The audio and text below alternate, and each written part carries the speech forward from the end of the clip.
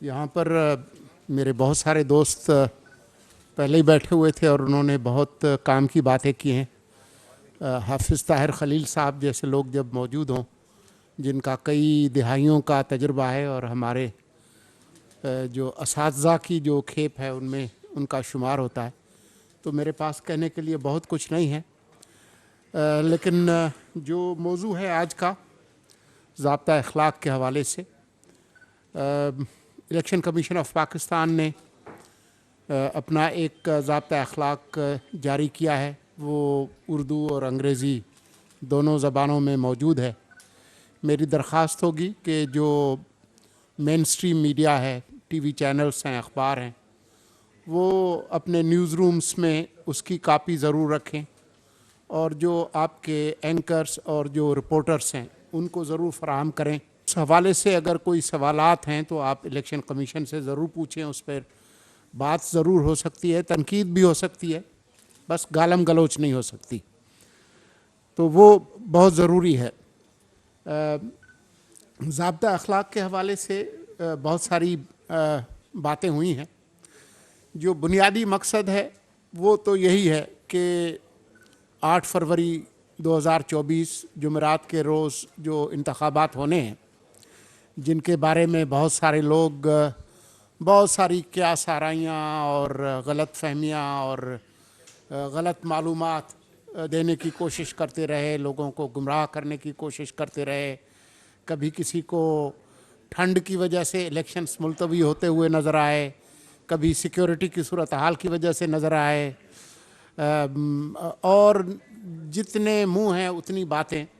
लेकिन आज आप लोगों ने जिस तरीके से ये बहस मुबाहिसा किया, उससे कम से कम ये बात अब किसी को शक नहीं होना चाहिए कि वो बात जो मैं तो मुसलसल कहता रहा हूँ 17 अगस्त 2023 से, कि जो मुतय्यन जो वक्त है उस पर इंतखाबात होंगे, और जब से 8 फरवरी की तारीख़ आई है उसके बाद चाहे पार्लिमान का फ्लोर हो, सेनेट हो या बाहर हो, मैं मुस्तकिल मिजाजी से वफाकी हुकूमत का जो मौक़िफ़ है वो आपके सामने पेश करता रहा हूँ।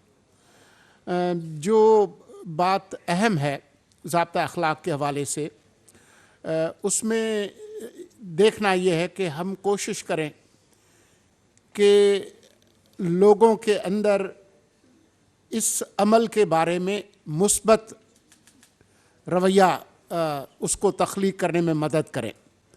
दुनिया भर में मुख्तलिफ़ तरह के जो सियासी निज़ाम हैं उसमें हमारे मुल्क ने बिलाखिर 1973 में ये तय किया कि ये मुल्क पार्लिमानी वफाकी जमहूरी निज़ाम के तौर पर चलाया जाएगा। उसके अंदर मुख्तलिफ़ तब्दीलियाँ, तरामीम, उसको बेहतर करने की कोशिश ज़रूर हुई है, लेकिन अभी तक जो कौम का जो एक इज्तिमाई इत्तेफाक राय है वो यही है कि ये मुल्क एक वफाकी पार्लिमानी जमहूरी निज़ाम के तौर पर चलेगा। इसका मतलब ये नहीं है कि उसके अंदर कोई बेहतरी नहीं हो सकती। हम मुसलसल कोशिश करते हैं, कभी कभी हमारी जो कोशिश है उससे हम मुतमईन नहीं भी होते। मिसाल के तौर पर 18वीं तरमीम के अंदर आर्टिकल 224 में तरमीम करके निगरान हुकूमतों का एक निज़ाम लाया गया। पिछले दिनों एक साहब, मैं नाम नहीं लूँगा, वो पार्लियामेंट के फ्लोर पे उन्होंने निगरान जो सेटअप है उस पर बहुत शदीद तनकीद की। तो मैंने उनके कान में जाकर कहा कि ये तो बिल्कुल ऐसा ही है कि वालिदैन बच्चे से पूछें कि तुम कहाँ से आ गए हो, कि आपने ये निज़ाम तख्लीक किया, अब आपको बुरा लग रहा है, तो उसकी तब्दीली का रास्ता भी वही है कि आप दोबारा पार्लिमान में जाएं और अगली बार जब आएँ तो आप अपने गुनाहों का एतराफ़ भी करें और उसका कोई अजाला भी करें। तो ऐसी बात नहीं है कि इस निज़ाम के अंदर कोई बेहतरी नहीं लाई जा सकती, उसमें तरमीम नहीं हो सकती।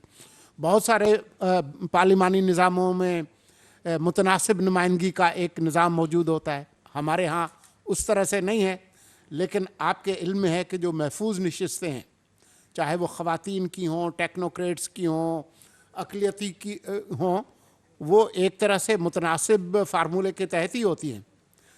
तो ऐसी बात नहीं है। मिसाल के तौर पर पिछले दिनों ज़िक्र हुआ रिकॉलिंग लेजिस्लेटर्स, कि आप उनको वापस बुला लें।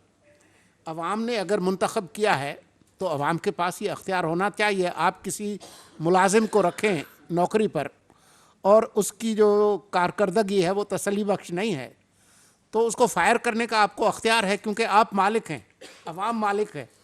तो अवाम के पास ये अख्तियार होना चाहिए कि अगर आपने किसी सूबाई असम्बली के मेंबर को, किसी काउंसलर को, किसी सेनेटर को, किसी कौमी असम्बली के मेंबर को मुंतखब किया है और न वो हल्के में जाता है, न जो उसकी ज़िम्मेदारी है वो पूरी कर रहा है, तो जमात के पास तो फ्लोर क्रॉसिंग के हवाले से उसको निकालने का तरीक़ाकार मौजूद है, जिसको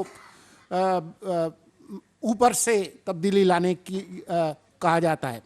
लेकिन बॉटम अप कोई तरीक़ाकार जो है वो हमारे यहाँ नहीं है मौजूद, जिसको रिकॉलिंग कहते हैं। ये सबसे पहले यूनान में, एथेंस में ये शुरू हुआ था, और अब दुनिया के बहुत सारे मुल्कों में ये निज़ाम मौजूद है। कनाडा में है, मेक्सिको में है, अमेरिका में है, जर्मनी में है। तो ये क्या बात हुई कि जी अगर आपने किसी को मुंतखब किया तो बस जब तक 5 साल पूरे नहीं होंगे उससे जान नहीं छूटेगी। ये बिल्कुल मुमकिन है कि जो वोटर्स हैं, जिन्होंने उनको वोट किया है, उसकी एक ख़ास फ़ीसद जो है वो इलेक्शन कमीशन से कहे कि जी ये बंदा जो है वो हमारे काम का नहीं है, और अगर ये बात मुसद्दिका हो तो आप उसकी सीट खाली करें और दोबारा इलेक्शन कराएं, उसे भी लड़ने दें और उसको भी पता चले कि वो कितना मकबूल है। लेकिन ज़ाहिर है इसका फ़ैसला मैंने नहीं करना, लेकिन ये हम बात एक उमूमी तनाजुर में कर रहे हैं कि अपनी जो जमहूरी निज़ाम है उसको बेहतर करने के लिए कोई भी चीज़ जो है वो की जा सकती है। जब जमहूरियत जो है वो एक निज़ाम है अवाम के लिए, अवाम निज़ाम के लिए नहीं है, निज़ाम अवाम के लिए है। ये जो ताल्लुक़ है उसको समझना जो है वो बहुत ज़रूरी है। इसी तरह से मीडिया के हवाले से आजकल जो ज़ाब्ता अखलाक की जो शिकायत हैं, मेरे ख़्याल में जो मेन स्ट्रीम मीडिया है उससे उतनी शिकायत नहीं है, टीवी चैनल से इतनी शिकायत नहीं है, क्योंकि उनका एक रेगुलेटर जो है वो मौजूद है, पैमरा। उससे शिकायतें भी होती हैं, कभी कभार उससे कोई ज़्यादती भी हो जाती है, लेकिन अदालतें मौजूद हैं, वो एक तरह से रिलीफ दे देती हैं। जो सबसे बड़ा जो चैलेंज है वो है डिजिटल फ्रंटियर पर, जिसका कल भी मैंने लाहौर में ज़िक्र किया कि किस तरह से जो regenerative artificial intelligence, voice cloning, deep fake, propaganda, robo calls, जो ऑटोमेटेड ट्रोल फार्म्स हैं, वो किस तरीके से इलेक्शंस को मुतासर कर रहे हैं। और अब क्योंकि 2 हफ्ते के करीब रह गया है, तो मुझे ख़दशा है कि ये होगा कि जो डिजिटल फ्रंटियर के अंदर वो क़ुव्वतें, वो चाहे मुल्क के अंदर से हों या बाहर से हों, जिनके मफाद में है कि पाकिस्तान में अदम इस्तेहकाम हो, पाकिस्तान के अंदर अफरा तफरी हो, वो इस्तेमाल कर सकती हैं। और उसके लिए हमें चौकन्ना रहना होगा। पाकिस्तान टेलीकम्युनिकेशन अथॉरिटी को, FIA को, और जो हमारे इदारे हैं उनको चौकन्ना रहना होगा, बशमूल वजारत इत्तलात व नशरियात को, कि किस तरीके से हम अपनी जो रियासत की जो क़ुव्वत है उसको कानूनी तौर पर इस्तेमाल करते हुए इन ख़तरात का मुकाबला करें।